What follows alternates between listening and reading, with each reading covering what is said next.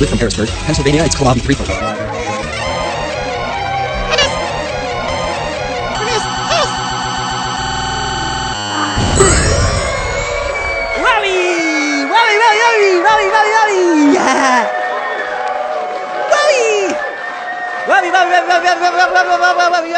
It's Sunday, guys. Wowie! Oh my gosh! Oh my gosh!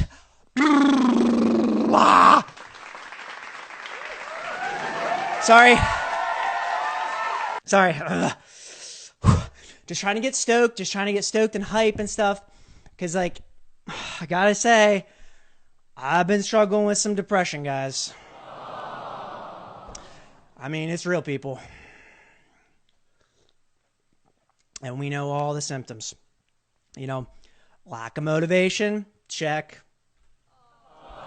No desire to get out of bed, double dang check on that one. Thinking about sugar every 15 minutes, but the sugar doesn't help anymore. That's a check and a half I'm going to have to put down for that one. I mean, you know, you can blame the isolation of the quarantine. You can blame all the people selling us different forms of sugar and candy.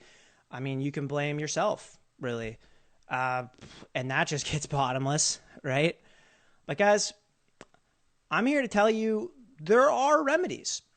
You know, there are remedies to the situation, and they pretty much span, you know, the entirety of this sort of natural, holistic spectrum. So here's a little scan of the spectrum. You know, it touches on most, if not all, of the depression remedies I could think of. So first, on the far natural side of the spectrum, we have good old-fashioned digging, you know. So apparently, scientifically, you know, touching dirt, smelling dirt, maybe even looking at dirt, you know, verdicts out, can improve mood. Would you believe it? Yeah. So digging in the dirt for, you know, for a garden or, you know, for a foundation, for a house or a building, say to like erect a monument or a castle, or maybe to like make a mud wrestling pit, you know, and have some fun in it. That can go a long way to muck up depression's grasp. Who'd have thought? Something as simple as dirt, and it's everywhere. Now, next up on the spectrum, we have walking, marching, and running.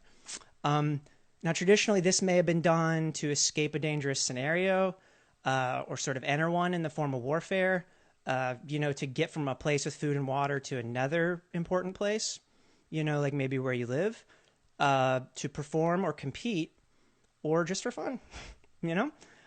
So, you know, today we can say that thankfully, mostly we just do it for fun. You know, we run for fun. And, you know, if we choose to march or you know, walk, we're usually doing it for fun. Which honestly, I think helps to focus that depression battling effect of walking, running, and marching. So number 3 method, and sort of midway on this sort of holistic to not natural spectrum, is what I call a good old cup of joe. How about it? I mean, we all know that. See, caffeine is actually a natural remedy for lethargy and lack of focus associated with the big D.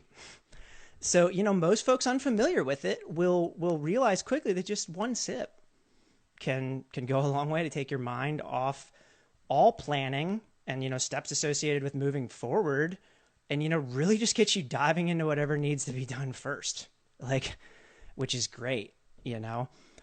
And so as we veer off towards maybe the more extremely non-natural methods, we come across what could be called the risk threshold. And this is an important factor to consider. This sort of separates what we could call low-risk remedies from those that would be kind of considered risky by a lot of experts and, you know, practitioners too. And I want to make very clear, I do not personally recommend any of the following remedies, you know, all of which lie beyond that threshold. But to sort of flesh out the whole spectrum, I do want to include them. So here, a great example, going really fast. So a good example of this might be, you know, it might have been at one time getting your horse to run really fast and just sort of leaning forward. Imagine leaning into that speed, you know, kind of like Paul Revere's Rush, Fast and the Furious, Patriots or some shit. So now, of course, today we can go even faster. Take a halfway decent car, for instance. You could get moving at least 90, 100 miles per hour. Sport bikes, now there's speed, guys. You can hit 150, 160 easy, which is very likely to temporarily have some effect on the, typical symptoms and signs of depression. So now finally, at the end of the natural spectrum, we have what could be, called the pure synthetic methods of removing depression symptoms. And, this is mostly dealing with the consumption of doctor-prescribed, laboratory-engineered stimulants, such as amphetamines and methylphenidates. And this is all way above my pay grade, guys, so I'm pretty much going to end the topic there. But needless to say, there are a lot of ways that humanity has figured out how to deal with an age-old issue of depression. Some are relatively down to earth, no pun intended, so to speak, while others, are really just bouncing off the stratosphere. And so it's a crazy world we live in. It's an interesting world, But most importantly, I want to encourage everybody out there to, read about and understand the facts and the risks associated with any of these remedies. Yeah. So actually now a really interesting technique that I came across recently and have sort of been experimenting a bit with myself is fast talking. Now, I don't know who's heard of fast talking before, but as far as I know, there's not a lot of research into the effects of fast talking. But I can say from my experiments, it's definitely had a positive effect. I found that even just watching someone talking fast can sort of lift my spirits. I guess it sort of stands to reason, that running is basically moving fast, right? And coffee is kind of to help you think fast. So talking is kind of in the same category, as running and coffee, because it's, talking fast. Makes a lot of sense to me, at least. So there's a guy by the name of John Moschitta Jr. or Motormouth. I don't know if anybody in the crowd's heard of him, but big shout out, huge shout out. He's been a big inspiration to me, and really, he's one of the modern pioneers of fast talking. He was best known in his time for his role as spokesman in ads for Micro Machines, FedEx, and a lot of folks probably would have heard of him because of his Guinness Book of World Records title, World's Fastest Talker. For instance, the 40th anniversary issue of New York Magazine from 2008 listed his 1981 FedEx commercial as #1 in, quote, the most memorable advertisements Madison Avenue ever sold. Big deal. And in 1999, Advertising Age ranked this FedEx ad from 1981 number 11 among its top 100 campaigns. So, in the ad world, this guy's kind of a legend. So I just wanted to share a little clip of him that's become pretty internet famous, where he fast talks the American pop classic Bad by Michael Jackson. Up to the first chorus there, okay. Your butt is mine, gonna tell you right. You show your face in the broad daylight. I'm telling you how I feel, gonna hurt your mind. Don't shoot to kill, come on, lay it on me, all right. I'm giving you one on the count of 3 to show you stuff or let it be. I'm telling you, just watch your mouth. I know you game. What about you? Well, I say the sky's the limit, and to me that's really true. But my friend, you see nothing. Just wait till I get through because I'm bad. Come on. Bad, really bad. You know I'm bad. You know, bad, really bad. You know I'm bad. Come on. You know bad, really bad. And the whole world does the answer just right. Just tell you once again who's bad. Close. How about that? Awesome. Now, to me, that's just an up and up sort of feeling I get when I hear that. Just a lot of fun. I can't help but smile, Now, I wanted to hear that same passage slowed down as a sort of a test, as sort of a litmus test of that fun and lifting effect, to sort of reflect on that feeling that elicited. So, guys, here's that results of that experiment I did. Your butt is mine, gonna tell you right. You show your face in the broad daylight. I'm telling you how I feel, gonna hurt your mind. Don't shoot to kill, come on, lay it on me, all right. I'm giving you one on the count of 3 to show you stuff or let it be. I'm telling you, just watch your mouth. I know you game. What about you? Well, I say the sky's the limit, and to me that's really true. But my friend, you see nothing. Just wait till I get through because I'm bad. Come on. Bad, really bad. You know I'm bad. You know, bad, really bad. You know I'm bad. Come on. You know, bad, really bad. and the whole world does the answer just right. Just tell you once again, who's bad? Seriously, not nearly as fun. Actually, not fun at all, right? So I think the results of that experiment are pretty clear. The effects of fast talking on emotions, you know? So in honor, actually, of Motormouth himself, I want to do a quick little performance of one of my songs. And you guys might have heard this one before. It's called it's called USA Today. But it's going to be a little different than the way you might remember it. So here it goes.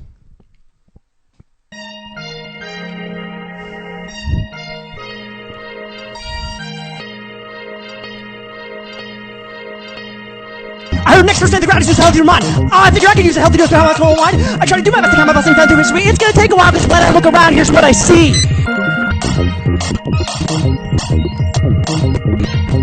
We got our knowledge, got our music, got our internet, we got our yelling shopping centers, rain Corvettes, we got our parents' houses, TVs, granite counters, comfortable homes. One day, they'll leave us here to figure out this shit alone.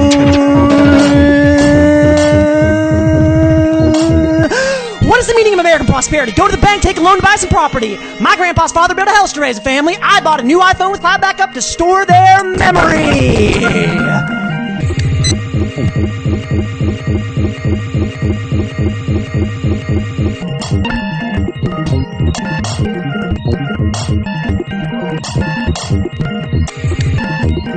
My grandpa's house is gonna tumble down and I won't even know. Google Computer took a photo of it just in case it does. One day that service backup's gonna overheat and die. One day this whole damn thing will fly back out from some hole in the sky.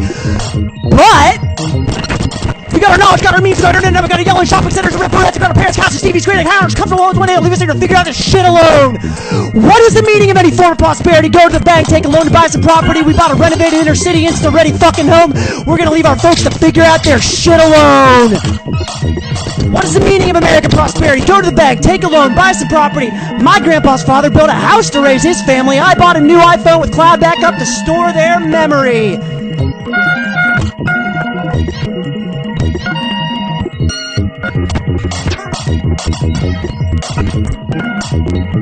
Again, who's that? Thanks, guys. Whew. Now that was fun. How about it?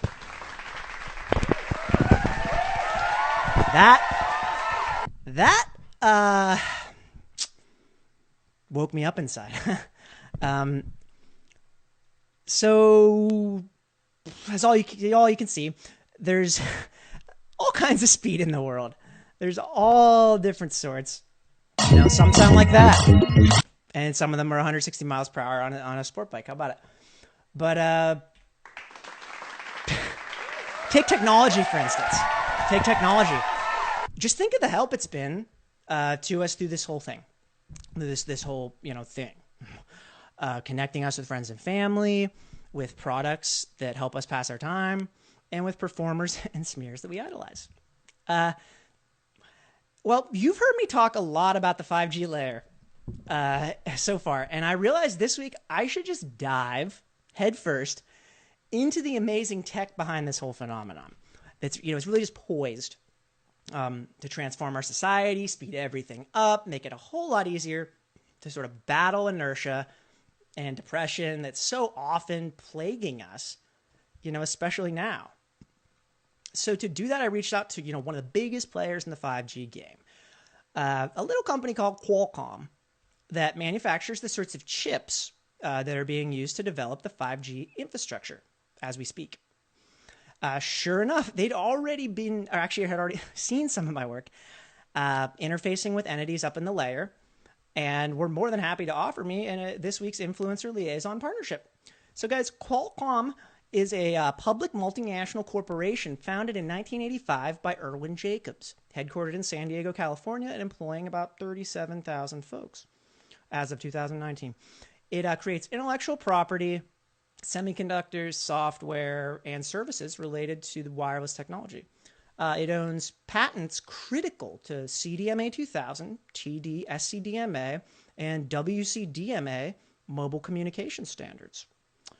Qualcomm's first 5G modem chip was announced in October 2016, and a prototype was demonstrated in October 2017. Qualcomm's first 5G antennas were announced in July 2018. As of 2018, Qualcomm has partnered with 19 mobile device manufacturers and 18 carriers to commercialize 5G technology. By late 2019, several phones were being sold with Qualcomm's 5G technology incorporated. Their 2019 revenue came in around $24.3 billion, with total 2019 corporate assets around $33 billion. So let's hear the first spot from Qualcomm. Qualcomm started as an idea, an agreement, a pact. In 1985, 7 individuals met in a den in San Diego for the purpose of creating quality communications. Today that den spans across more than 170 offices in more than 40 countries. The idea, however, remains the same. The many divisions within our business produce a vast array of technologies, but there is one thing that unites them all. They are driven to invent new ways to improve communication around the globe. Billions, maybe trillions of times a day. That's how often people around the world touch something made better by Qualcomm. It could be the smartphone in your pocket, the tablet on your coffee table, that wireless modem in your briefcase. It could even be that navigation system in your car, or that action camera strapped to your chest. Who is Qualcomm, and what do? We are engineers, scientists and business strategists. We are from many different countries and speak many different languages. We come from diverse cultures and have unique perspectives. Together, we focus on a single goal. We invent breakthrough technologies that transform how the world connects, computes, and communicates.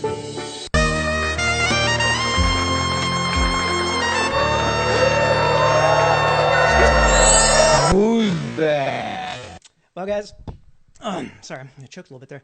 We're back, and I gotta say, I've been pretty fortunate lately because I've been able to, rope actual humans into cooperating with me with this whole Quaranstream thing, and that means less time, researching corporations and pretending to care about them. Sorry, breaking character there. So this week, we've got a good friend on the show, Matt Miller, who goes by the one and only Matt Miller. We featured his newest record, Encore, last week during the credits, and he was nice enough to offer us an interview this week. So, Matt, are you there? I am. Can you hear me? I can hear you. Sick. How you doing tonight? I'm good. Awesome. So I'm going to jump right in. I've really been enjoying the new stuff from Encore. This record was sort of put together quickly, right? Yeah, thank you for saying that you liked it. It was put together very quickly, about 3 weeks total. Wow. Between writing and recording it. Okay. Mm-hmm. Would you say was there a moment you could pinpoint when you said this is happening? So maybe my partner Lacey was when things first started, when we all had to be home, she was very good at being proactive about things, and I wasn't. I'm not a very proactive writer. I just kind of wait till inspiration strikes. I never pursue it myself. Yeah. So, but it was really inspirational the way she was going for it, and I did have time on my hands, of course, like the rest of us, and I was just sort of goofing around with sort of things here and there. And then I finished the first song, and then a friend of mine, Megan Schroer, is in a band called Cloudbusters. Okay, and Cloudbusters. And she put out an EP that was, as soon as I heard it, I was like, oh, that's sick. Yeah, pop music, let's do it. Okay. So I wrote the second song on it, and then as soon as I knew that there was a kind of a joke between what the first song sounded like next to the second song, I was just like, oh, well, the floodgates are open. I can just do whatever and just keep myself busy. And you're talking about track 1 and 2 from Encore? Yeah. Mm-hmm. Okay, gotcha. Yeah. So that first track, if we can hone in on that, called Singing in the Mud, is, you said it was taken from a musical you were working on at one point. Yeah. Yes. Yeah, sort of. Like, so that music the music that goes when I'm singing Mhm. was pretty old. I had that for something that a friend of a friend, my friend Kate Davis, Okay.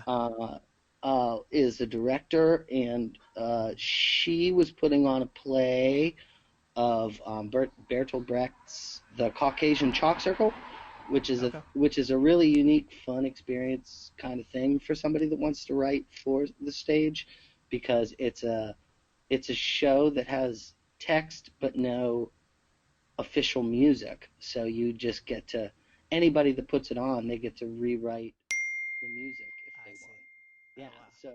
so I did that, and it went well, and we had a lot of fun because we both like Brecht and we both like each other. Mhm. And then a friend of hers named Jeremy Sagers, Mhm. he reached out to me to do a play about Oscar Wilde when he was locked up in the Reading jail, Okay. and he and I were kind of goofing with it for a little bit, and that music was the song that was where Oscar Wilde met Constance Lloyd, who he was married to. Okay. And it was kind of this like, oh, hello, who are you? Oh, I'm this person. Who are you? Like, it was this kind of thing. But yeah. So the music was from a play, but the lyrics and everything I just totally rewrote, because that whole thing just kind of stopped happening. I think an opera about Oscar Wilde's time in Reading Jail like happened while we were working on it, and Oh. we just kind of stopped talking about it. And when I was sitting down to like be like, oh no, I'm trapped, I was just a little bit like, well, what do I have left? And you know, a thing about being in jail kind of came back to me. But the lyrics are totally from, you know, a week or, you know, 3 weeks ago or whatever. But the music was a couple years old, like right Okay. So after the I moved music there. is the jail scene. No, the music, that music particularly is whenever he meets Constance Lloyd. Ah. Okay. Okay. Okay. It was Okay. like a duet. Yeah, it was cool, but Okay. it doesn't make any sense. And I didn't write the words anyway. Jeremy did, and I just had the music, and Mhm. it kind of followed the top hand. But Mhm. then I just went ahead and said, well, I still like the music enough, and it'll get me out of my head, blah blah blah, Right. to try something else. And Is there? then lyrically, what I'm up to on that is basically Yeah. just a way to say I'm, you know, I'm gonna just write my way through this, and then I'll start something else, you know. Mhm. Mhm. Yeah. Yeah, I really like that track. Seriously. Thanks, bud. Yeah, I really do. Um, the uh, the track "Frequency Illusion" meets "The Market Stalker" was pretty interesting to me, also as a title, but also lyrically. Um, to me, it seemed basically about economics and society. That's like the most abstract loose wave of saying what it seemed like it Yeah. was Okay. Yeah. about. what what would you say it's about? Well, thanks for playing it last time. That Yeah, was totally. fun too. Yeah. Um, so are you familiar with the term frequency illusion? Nope. So it's basically like, say you buy a little blue car Hmm. from, you know, 2017, and then everywhere you go, you see the same little blue Oh car yeah. from 2017. That's what frequency illusion is. So Okay. frequency is like the how often you see it, and you start to see things more. Like, you know, you buy a hat, and then you see everybody's wearing that hat. That kind of. It's like the Uh, bias that comes with having yeah, that in your. that's what the term means. Mhm. And it's just a, yeah. I mean, I feel like I'm super susceptible to it, but I also feel like everybody is. So I Same. don't know if it's weird or not. You know, It's like an but intuitive function, I think. yeah, it just feels like A it's all basic. the time. It feels Yeah. like it's all the time. Yeah. And so, if you're asking about, I should say, like, what it, like, if it was a contemporary kind of thing, I Mhm. think that, yeah. So I set out to kind of do something that was like, oh, this will take my mind off of quarantine, Mhm. but I think I failed pretty hard, Mhm. because that one is exclusively about that. I think that, like, everything I'm talking about anything, I'm talking about the idea that that history sort of repeats itself, and it's always going to be capital over people, and it's always going to be people are the cannon fodder, so that the economy continues to move forward. And I kind of saw it coming. I kind of shut off the news while I was making this record, but I still thought it. And then and then once it was done, I was like, oh, what did I miss? And I was like, you already knew. You motherfuckers. Yeah, right. Like it was exactly what it was going to be. Yeah. Uh-huh. So that's kind of what that was about. And then I think it was kind of just trying to be like a little bit like Gang of Four, sort of like dorky kind of like dance, right? post-punk kind of idea. The to intro. add. Sorry. Go ahead. Oh, the intro was like the drum machines really reminded me of that band Yaz. Oh, cool. Yeah. I think Only You is one of the best love songs of all time. Yeah, I love that song. But I think that intro, whenever the keyboard first comes in, I think it sounds like the People's Court theme song. I heard that once. You told me that. Yeah. So like, I think that like that kind of probably inspired me to be like, how dumb are we? You know what I mean? To keep falling for this stuff. Yeah. Yeah. So that was the joke. It's almost like the sort of entertainment that People's Court provides. Absolutely. And yet these are real people's lives unfolding in front of you. You know. Yeah. It's never us. You know what I mean? Yeah. It's all. So one more question about one of the tracks on the record, Happily Ever Actors, was just musically, I thought it was like a lovable summery pop type of song. You know what I mean?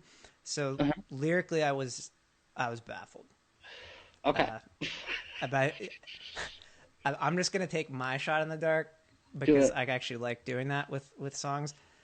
To me, it was, what did I write? I wrote, it's sort of that Andy Kaufman performatism or Shakespeare quote, "All the world is just a stage deal." Any insight? Oh yeah, that's not far. Okay. Do you want to hear what I meant, or do you want to just keep it your thing? No, I want to know your insight. Oh, okay. I want the insight. Yeah. So,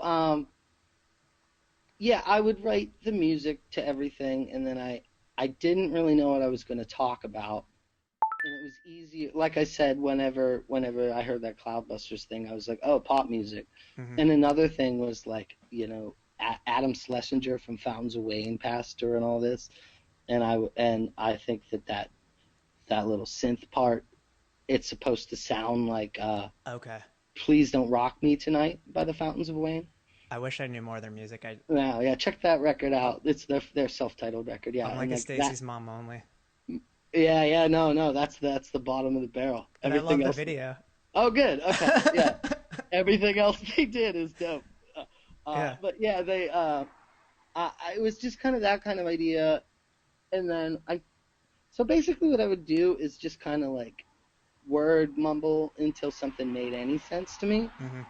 And like I knew that song had like a strong enough pull to me in like the top hand of what the guitar was doing to be like close enough to the melody. Mm-hmm. So I just kind of like to whatever I had to do to get to that melody. And then two things kind of happened at the same time that I was writing it to kind of like put a Happy Actors kind of all the world is a stage, like you were saying, sort of idea into my head. And it was one, there was while this is going down, there's a local theater company here in Harrisburg called Open Stage. Oh yeah. And they were doing Angels in America but they were doing it like it was a Zoom call.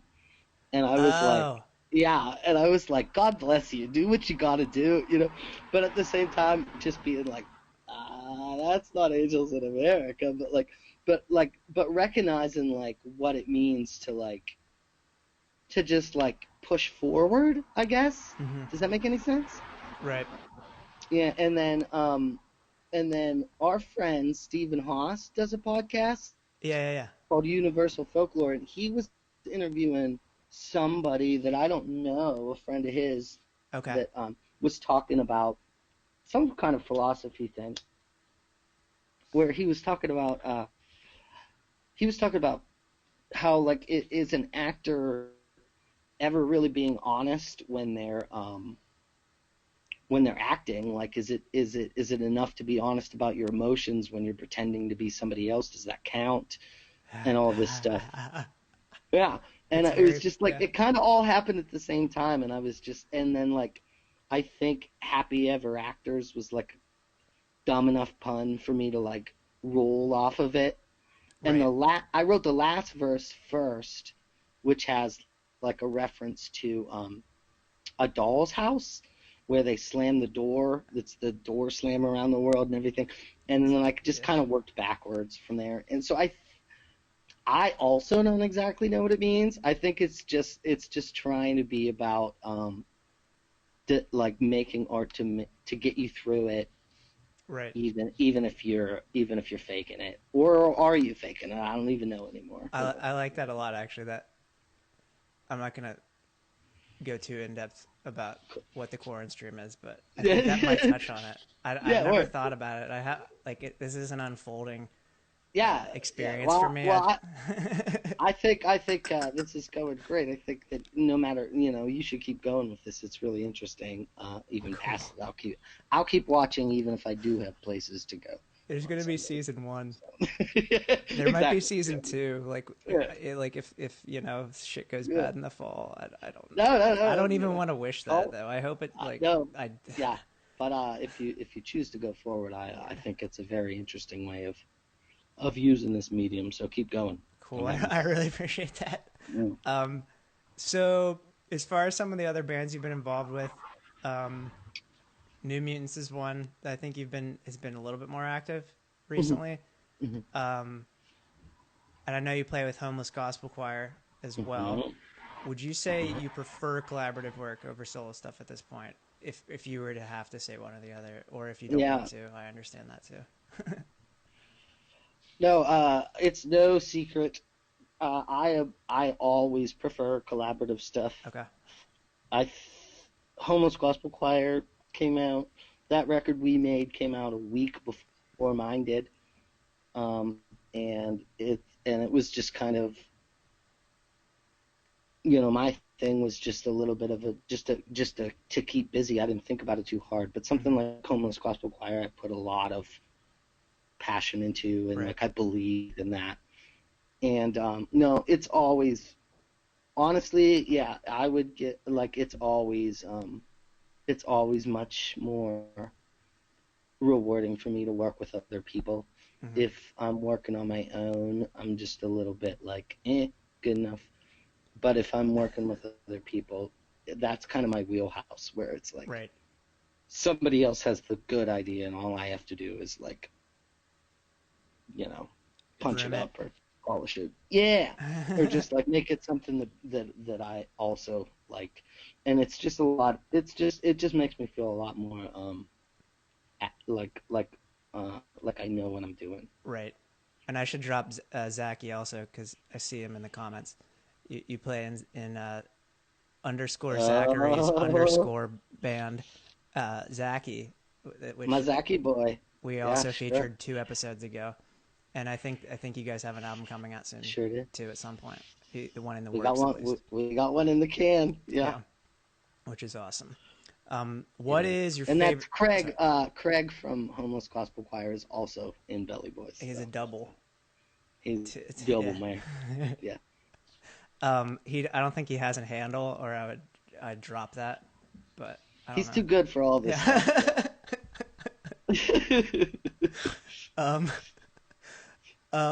What's your favorite project you've worked on in the last few years?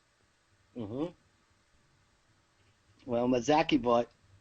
My mantra. Okay. Yeah, my mantra is I'd give it all up for Belly Boys. That's the one for me. I feel. Yeah. It's just the real deal. Yeah, it's my favorite. Yeah, I miss the live and shows. I barely do anything. I just play along and just laugh and just enjoy the best. How strange and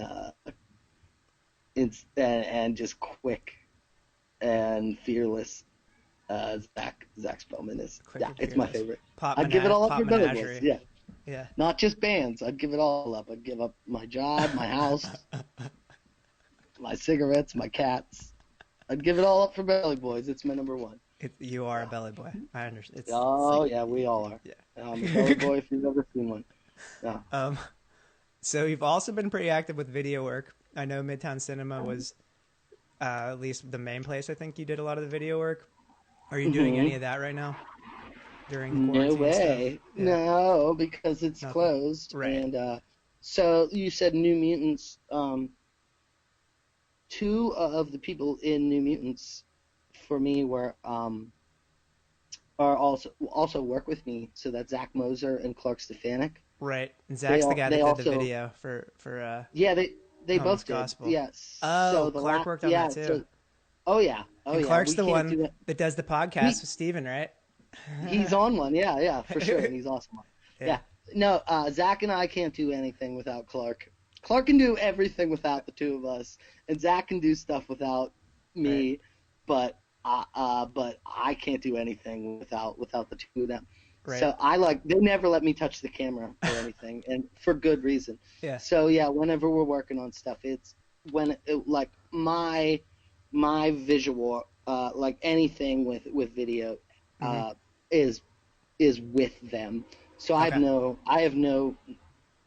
Not only do I have no desire to do anything on my own, but I have no skills, even if I wanted to. Right. Yeah, like I can't do anything without them.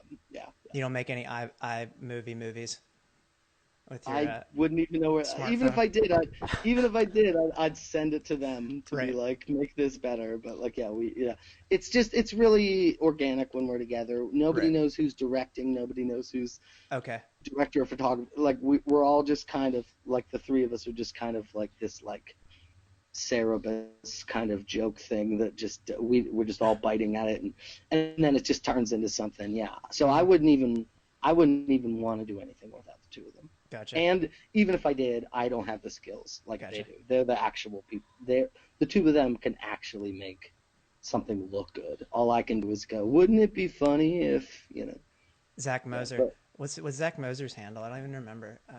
I should know people's handles. Eat Sleep Zach. Eat Sleep Zach, yeah. There it popped. I don't think I'm friends with Clark on the net. So yeah, he's Clark too good Stefanik. for this shit too. Look him up on Google.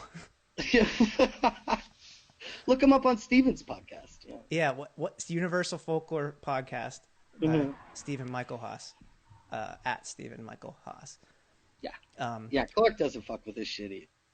He uses it for business, but nothing. He's not hustle and grind. He's not hustle and grind. I mean, he's got his own grind. He's a pay grade above us. He's not in the influencer class. Nah, he doesn't need it. Yeah. So last question, anything else in the works right now? I love those train sounds, by the way. It's like really awesome ambience. Yeah. Yeah. Yeah.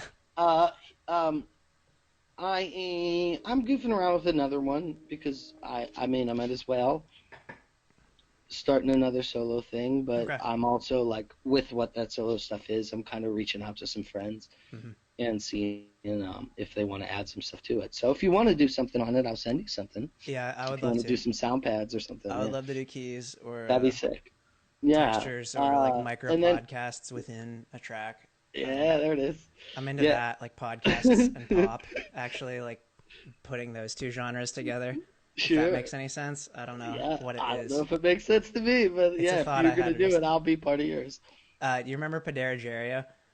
I do. Of course. G from that band sent me a track that they were doing, and it's like it sounds like a podcast or like like a narrative kind of like audio narrative, but then it devolves into like music. I don't even know.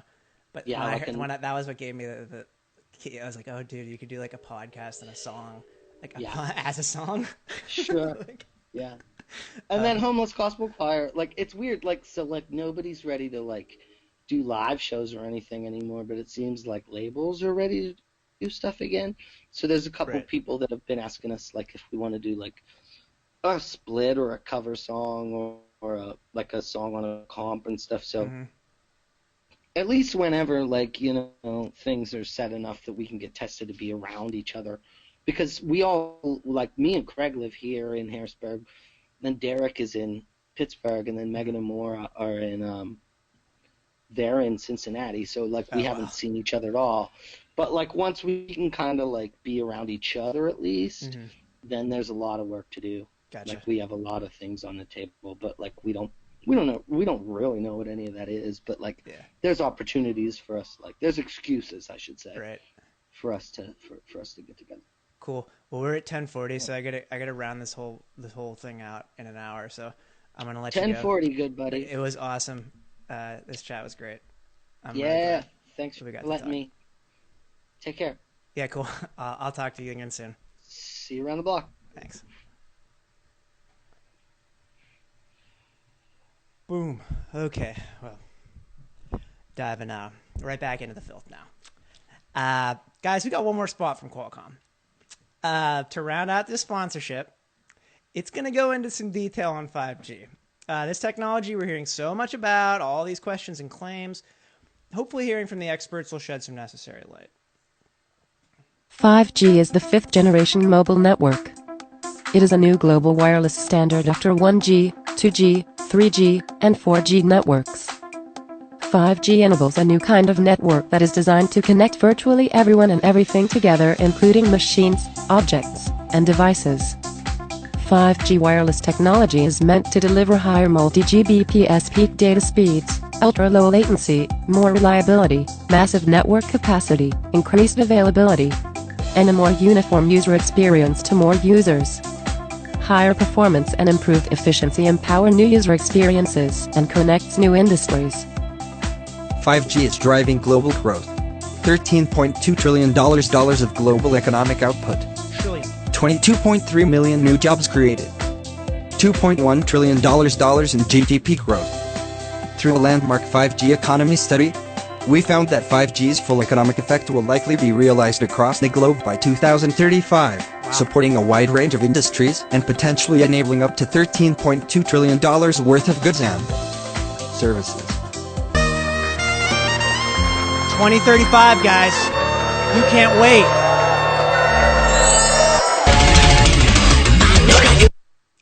Well, so as you can see, we're dealing with something that's really poised to speed things up big time. People, like, really get the ball rolling all over planet Earth, get us to 2035, fast and furious, lean and mean, feeling good, which I think is just what we need to hear right now. No? Down with all this gloom and depression, let's just get speedy and see what the future holds. How about it? So I've got a song that kind of deals sort of as a warning for myself, for those and myself included who have been a little too comfortable with gloom and lethargy in the past. It's a little bit of an oldie, probably not going to be on the new record, My Final Trauma, but it just totally hits the nail on the head, I think, as to this week's theme. It's called Snowblown, I guess. Really, I had never had a name for it, but that sounds cool, so whatever. And I'm going to just go ahead here. And we got a special guest for this one. It's sometimes that gloom and lethargy kind of feels like a shirt, it's all dirty and filthy, and it just smells like you, and you don't want to wash it or yourself because of how good that feels in a sad way. So this guy's going to feature Dirty Shirt on the track. And I never performed this song, so I don't even have the lyrics in my brain. I got them on paper, e-paper.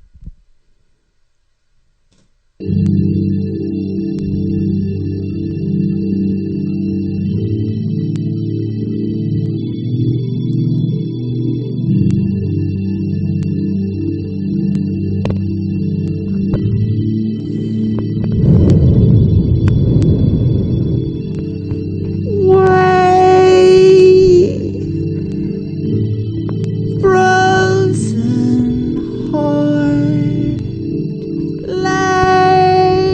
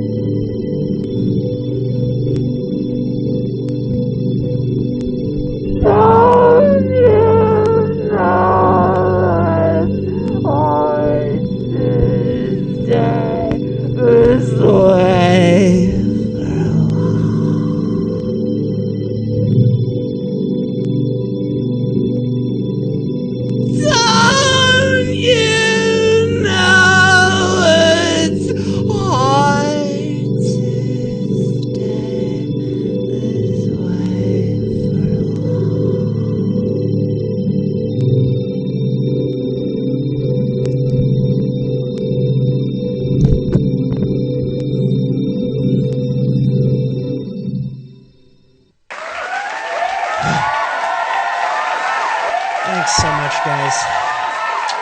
You know, not a fun feeling. Sort of warm and cozy in a sad way, which I think you could really describe that depressed feeling as sometimes. You know, and I think the shirt image really fits the dirty shirt. You know, sometimes you just want to wear it. Sometimes you want to be it. You know, sometimes you want it to be on you and it to be a part of you. Somebody requests to be in the video. Explain. I only got 10 minutes left. Request to be in the video. I don't know if I can grant your request that explanation. We're going to go through the call to action, but if THG Choir can send a quick comment about what this means. Anyway, it wouldn't really be on brand if I didn't do the call to action today, Motormouth style. But to really hammer things home, I decided to digitally alter the call to action today to maximize the effect, and it's a good thing because we're running almost close to that old Instagram barrier, you know, that sucks. Hello from Earth. Hello. I would love to have you on the show, interview you, actually. I'd ask Matt about it. Can I interview you sometime? I can't jump you on right now. I'm really sorry. My show's pretty scripted. But I can give you the call to action. Now get ready. Here we go. Action item number 1, email pete@calabi3fold.com with your questions, comments, criticisms, suggestions will appear on the show. Still seeking performance guests and collaborators. Action item number 2, go to calabi3fold.com/Instagram and follow @calabi.3fold or look me up on the app. Action item number 3, go to calabi3fold.com/YouTube and follow @calabi.3fold or look me up on the app. Action item number 4, watch live performances weeknights at 10 p.m. or afterwards until I delete them. Maybe go pop up this coming week, so check that out. Action item number 5, check out the new IGTV tab on Instagram. I'll be posting shorter format videos there, so look links to the 1 to 5 minute names in the IGTV tab. Action item number 6, and finally, in early 21st century American society, money is seen as a way of imparting and expressing a sense of value to a good or a service. More than any other tool, expression, or means of communication today, it expresses the statement, I value, I support, I care. So, if you find anything I say or do entertaining, inspiring, or meaningful, you can give me money to express that. And to do that, go to calabi3fold.com/money and give me money on Venmo, or look up Calabi Threefold, no dot, on the Venmo or PayPal app. Now get ready. _money and give me money on Venmo, or look up _money and give me money on Venmo, or look up _money and give me money on Venmo, or give me on Venmo, or look up Here we go.